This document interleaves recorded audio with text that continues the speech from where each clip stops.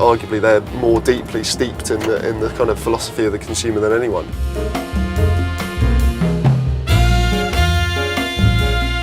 The fundamental message is shush, little people.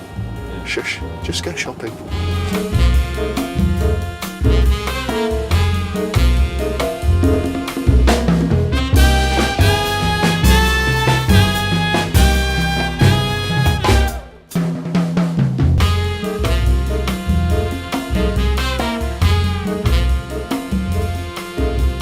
I think there's something quite big going on in society right now, and I think the creative industries need to respond to that. I mean, the way I describe it, I think there's really something quite massive. I think we're in a big shift in how what the role of people in society is. I think maybe the way I'd describe it is we started off like back at the beginning of the 20th century, say, as kind of subjects, as just like getting what we were given, and there wasn't really much role for creativity back then. And then consumerism kind of comes in, and this idea of people as consumers, and creativity absolutely has a role there. Commercial creativity really kind of comes into being. But then right now, I think that era of the consumer is starting to kind of eat itself, and the problems of the idea of the consumer are becoming really manifest. And what's emerging is an idea that people can actually have more agency than just buying stuff, and that there's more to life than just owning things, and as a result, and people can be participants actually in what society's all about. And the way I sort of sum it up is like subjects, we got what we were given. Consumers, we had kind of freedom of choice, but as citizens in this kind of new world that's sort of coming about, we can actually shape the choices, like actually shape them rather than just choose between them. And what was interesting is you said that creative industry is ill-defined. Do you think creative industry is ill? Do you think it's not fulfilling those? No, I get you. Those responses. Yeah, and I think the whole thing is ill, right? I think we've got a load of institutions and structures that are tailored to an era where it's all about how do you flog stuff to people, and the creative industries, like creativity has somehow become instrumental to selling, rather than like surely the idea of creativity is far bigger than that. Right, we're banging in the middle of a city. Okay. A few quick fire questions. Are city bankers worth what they're paid? Yes or no? No. Are you worth what you're paid? Yeah, but that's not hard. Is Apple worthy of the title of the biggest company in the world? No.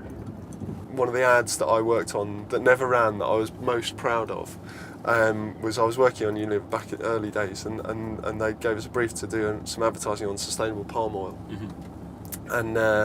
and we proposed an ad that had an image of the Greenpeace Unilever protest with orangutans on the building, and the headline, "This was our wake-up call, this is yours."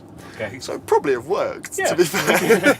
It stood out. Bit of cut through to that, and the ad that ended up running was what you buy. It was a picture of the rainforest, and what you buy in the supermarket can change the world, which obviously to my kind of consumer sense isn't quite what I was after. And what that ad that ended up running, and I've seen so many like it, Rainforest Alliance Follow the Frog is another big famous one, where the fundamental message is shush, little people. Shush, just go shopping. You don't have a role here. And that makes me sick.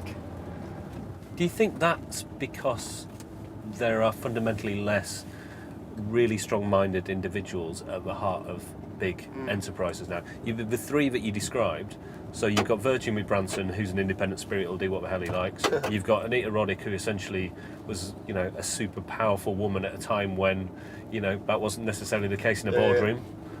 And you've got Steve Jobs running Apple almost single-handedly. Is that what's missing? Maybe. I'm always hesitant to pin it down to individuals. I think we're starting to see some of the equivalents for the next era. And I think one of the reasons why that happened was because the world was kind of ready for something like that to come. You know what? Like, it was a time when things had changed and there was a new story to tell, and it was just waiting for the right storyteller.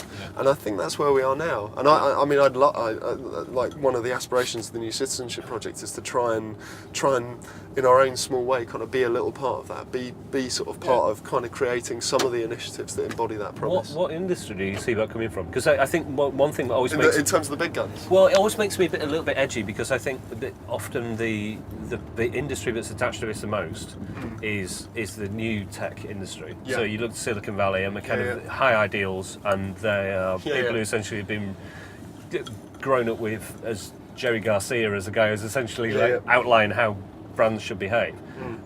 Yet when you probe a bit deeper, they're just Yeah. the same as everyone else, if No, I not totally worse. agree. Totally agree. And one of the things I talk about a lot is the sort of collaborative economy thing and the sort of the golden promise of things like Airbnb. And you're like, but actually, isn't that just trying to operate on exactly the same model and actually treat us all as consumers and kind of and pay as little tax as possible and kind of so I don't know. I think so. I agree that it's not. I don't think we should look to tech and the West Coast for all the answers. I think arguably they're more deeply steeped in the kind of philosophy of the consumer than anyone. I think. Look, I think it could come from anywhere and is coming from everywhere. Like if you look at the energy sector you were talking about, there's loads of really fascinating stuff going on with community energy, and so OVO in the UK is really interesting what they're doing in community energy. You look at the health service and actually the NHS. There's some really sparky stuff going on in parts of the health service, and you look at politics around the world, and as I was saying, people like Partido and the Open Ministry in Finland and all that's really interesting. So I do see it as a kind of cultural shift that's happening. That's kind of, and it's really, I feel like in my most optimistic moments, I feel like there's this kind of pregnant moment where you're like, it just needs that Steve Jobs or the Anita or the whatever to come in and go, look, this is what this is, people. Yeah. And But do you think that's going to come from within the industry, a push from the creative industry, or from people themselves? Great question. Great question. I think I couldn't guess. Do you know? Honestly, I couldn't guess. I think it could come from anywhere. I mean, that person could be in all three. True. Yeah. True. There's no reason why You not. know, if you was to turn into Doctor Who, Yeah. and this taxi was to turn into the TARDIS, Yeah. we could take you anywhere in space and time and drop you off there Yeah. free of charge. Where would you go and why? Do you know what? I'd really love to go to Argentina right now, because I think if you had to tell me I had to back one individual to be the sort of the person who's going to make this feel real, this shift I'm talking about, I would say it's Pia Mancini from Partito della Red, and I would love to go and meet her and have dinner with her and kick it around and see whether we could figure out what we should do.